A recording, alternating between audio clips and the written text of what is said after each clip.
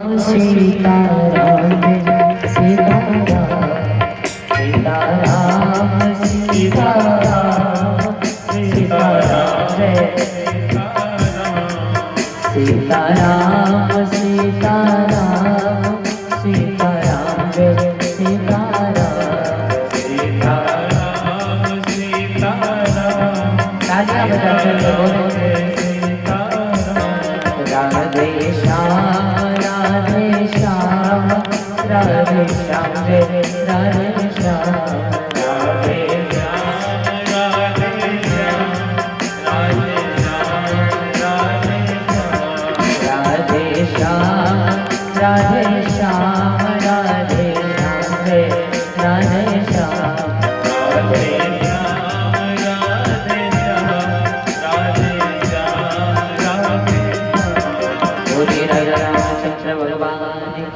जय हो श्री हनुमान जी महाराज की जय हो। कहा घुसुंडी जी लोगों को पकड़ पकड़ करके ले आते और भोलेनाथ उनका भाग्य उनका जीवन जो कुछ भी चल रहा है सब बता देते। क्योंकि भगवान शंकर महादेव है। पूरे अयोध्या में प्रचार हो गया। बहुत बड़े महात्मा आए हैं। ज्योतिष की बहुत अच्छी जानकारी है। हस्तरेखा की बहुत अच्छी जानकारी है। मैया कौशल्या तक भी बात पहुंची। मैया कौशल्या ने कहा कि जरा उन्हें बुला करके महल में ले आओ, मैं अपने पुत्र राम का हाथ दिखवाऊंगी। भगवान शंकर के पास सूचना आई कि महल से बड़ी रानी ने आपको बुलाया है। बोले बाबा चल पड़े। पीछे पीछे काम घुसुंडी जी दरवाजे पर पहुंचे तो द्वारपालों ने कहा कि बाबा आप अकेले जाओ। बोले बाबा ने कहा ठीक है।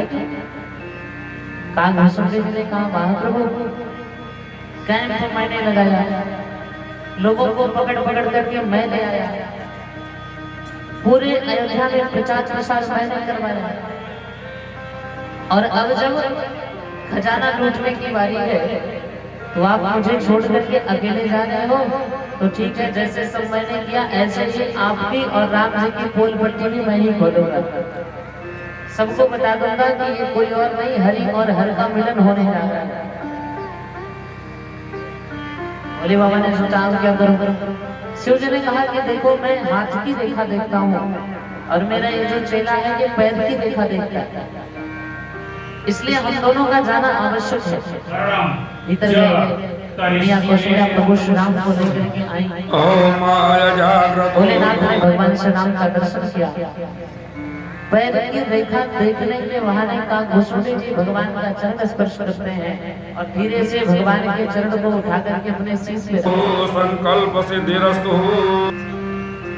भोले बाबा हाथ की रेखा देखने लगे। भगवान का स्वभाव क्या होगा, कैसे होगा, कब होगा, सब धीरे धीरे करके बताने लगे। मैया बालक की शिक्षा दीक्षा बहुत जल्दी हो जाएगी। एक दिन एक ऋषिवर आएंगे बालक को मांगने, दे दीजिएगा।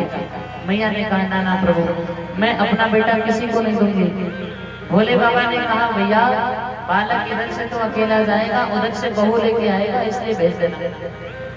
कहा ठीक है। जब विवाह हो जाएगा और उसके बाद जब इनके राजा बनने की बारी आएगी, जैसे ही इतना फलादेश भोलेनाथ ने किया, राम जी ने अपने नन्हे नन्हे चरणों से पादक प्रहार किया कि बाबा ये क्या बताने जा रहे हो।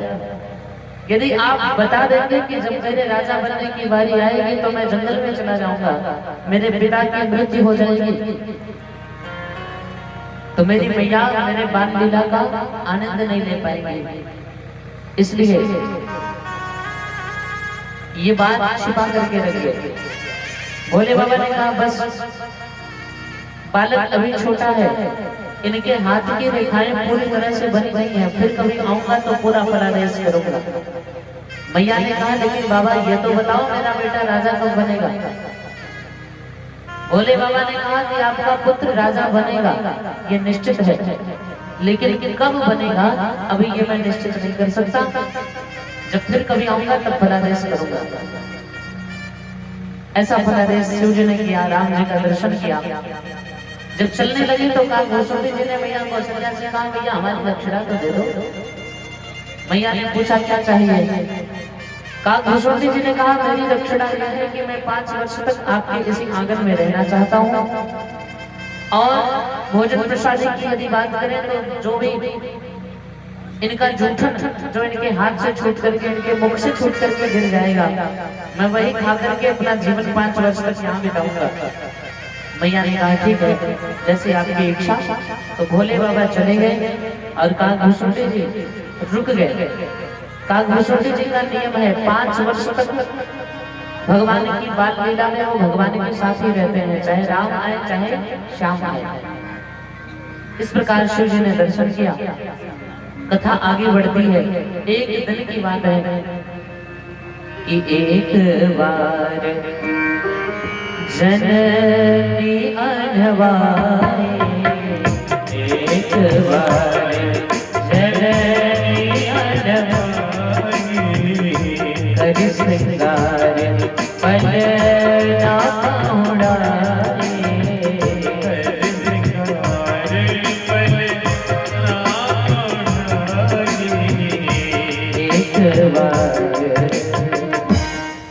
एक बार मैया कौशल्या भगवान श्री राम को स्नान कराती हैं, सुंदर वस्त्र पहनाती हैं, ले जाकर के पालने में सुला देते हैं, कर श्रृंगार परिणाम पहुंचाए। उसके बाद स्वयं स्नान करती हैं। स्नान करने के बाद मैया कौशल्या गई पूजा करने। रंगराज जी के मंदिर में गई, भगवान के चरणों में फल फूल नैवेद्य चढ़ाया। इसके बाद रसोई घर में गई। रसोई घर से वापस आकर के देखा कि जिस बच्चे को मैंने पालने में सुलाया था वही बच्चा पूजा स्थान पर बैठ करके फल फूल खा रहा है। मन में सोचा कि मेरा बालक तो अभी इतना छोटा है कि पालने से उतर नहीं पाता, फिर यहाँ तक कैसे आया? जा करके देखा वही बच्चा पालने में सोया। आकर के देखा वही बच्चा फल फूल नैवेद्य खा रहा है। तुई बालक देखा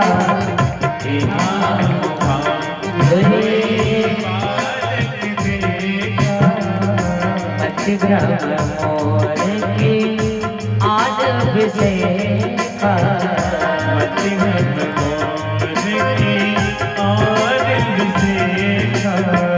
भैया कौशल्या ने सोचा कहीं मैं बाबरी तो नहीं होगी, मुझे एक ही बालक 2 स्थानों पर क्यों दिखाई दे रहा है? और इतने में देख रामा अद्भुत रूप अखंड रोम रोम बजरागे कोटि कोटि ब्रह्मांड कोटि कोटि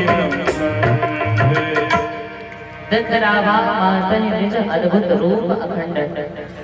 और भगवान ने अपने अद्भुत और अखंड रूप का दर्शन कराया। भगवान का चरण पृथ्वी पर, मस्तक आकाश में दिख रहा है। रोम रोम प्रतिला गई कोटि कोटि ब्रह्मांड, एक एक रोम रोम में करोड़ों ब्रह्मांड दिखाई दे रहे हैं। इतना ही नहीं अगणित रवि शशि शिव चतुरानन बहुगिरि सहित सिंधुमयि कानन।